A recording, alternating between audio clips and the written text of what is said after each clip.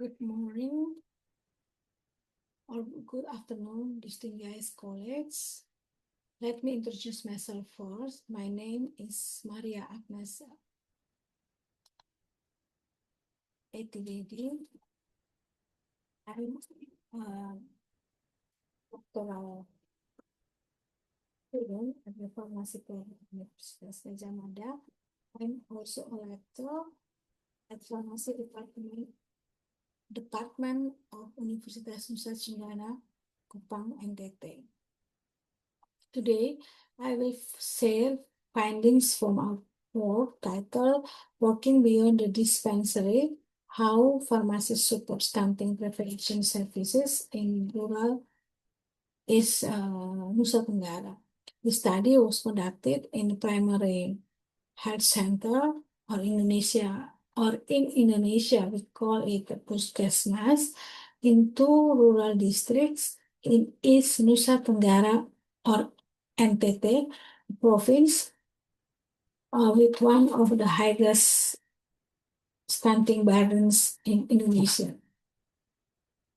Stunting remains a persistent challenge in Indonesia, and NTT consistently report prevalence far above the national average. Many structural barriers, safe service delivery, long travel distances between villages, chronic staffing shortages, and fragile supply chains.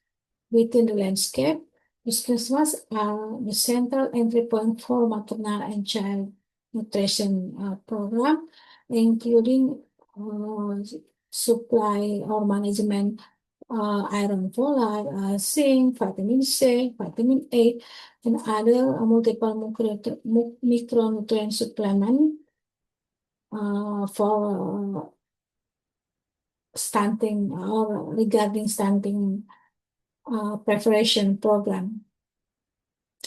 Yet pharmacists working in these facilities often remain under-recognized, despite the fact that the success of nutrition program relies heavily on the smooth flow, quality, and availability of commodities. This gap is recognition motivated our study. Why focus on pharmacists? First, pharmacists manage procurement, storage, and distribution of key supplement, including iron folate, zinc, and so on. And the second, they are responsible for quality control and for interpreting guidelines at the facility level, ensuring that what is written in national policies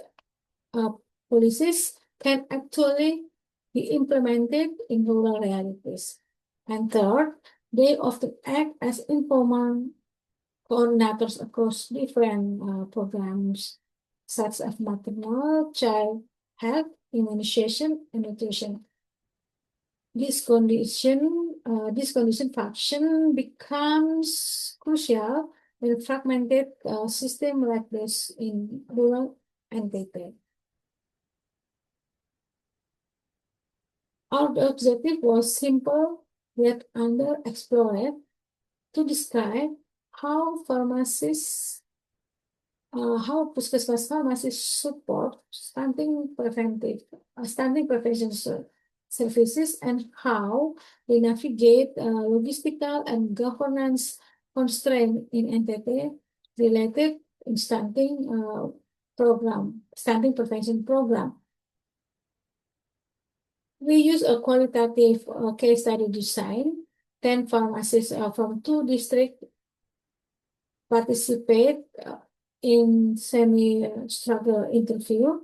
Data were analyzed thematically to identify to explore operational roles, ethical and prioritization dilemmas, and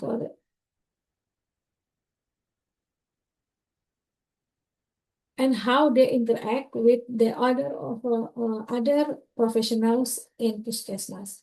Ethical approvals were obtained, and all participants provide informed consent.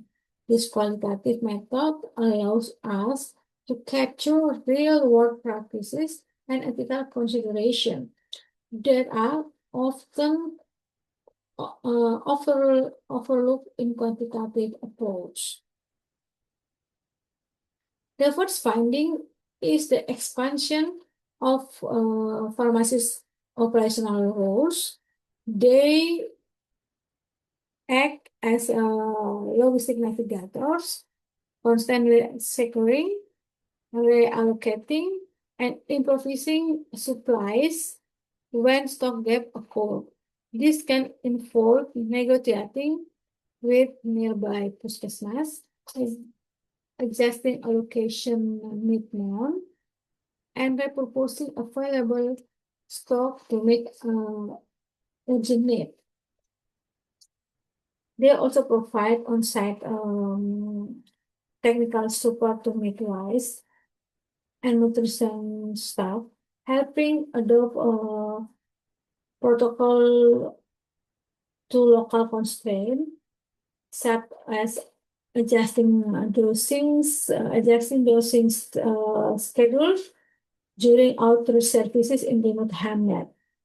Finally, they take responsibility for monitoring commodity available and reporting shortages, forming the backbone of the supply chains at facility level.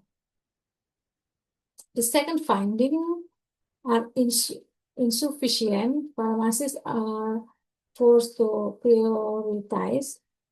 This decision balance epidemiologic consideration, such as targeting anemia, pregnant women, with the social realities of small, close-knit communities.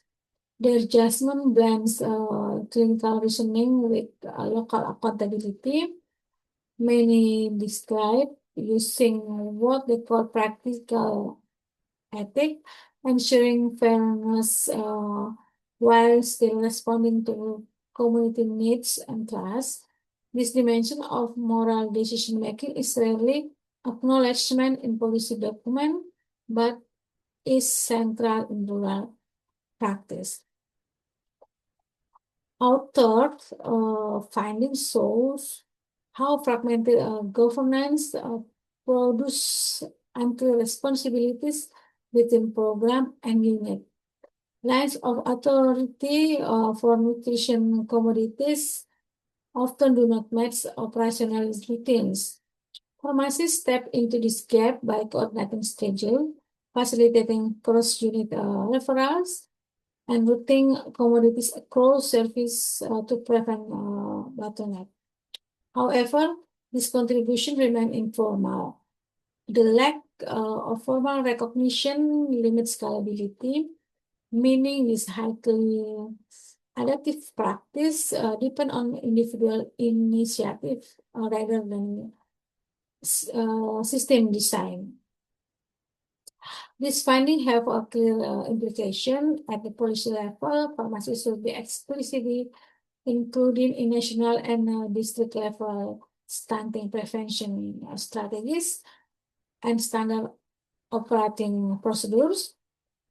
At the system level, supply chain resilience in primary care must be strengthened together with clearer reporting lines and coordination mechanism. In the term of capacity, pharmacy would benefit from targeted training in public health nutrition and interprofessional communication to support their expanded goals. To exclude pharmacists in rural entity work far beyond the dispensary. They sustain logistic, guide ethical prioritization and bridge fragmented services, role essential for successful stunting prevention program, strengthening institutional recognition and investing in this function will improve program reliability and ultimately maternal and child health outcomes. Thank you very much. I welcome question and further discussion. For contact, you may reach me at maria.agnes cd at staff.undana.ac.id.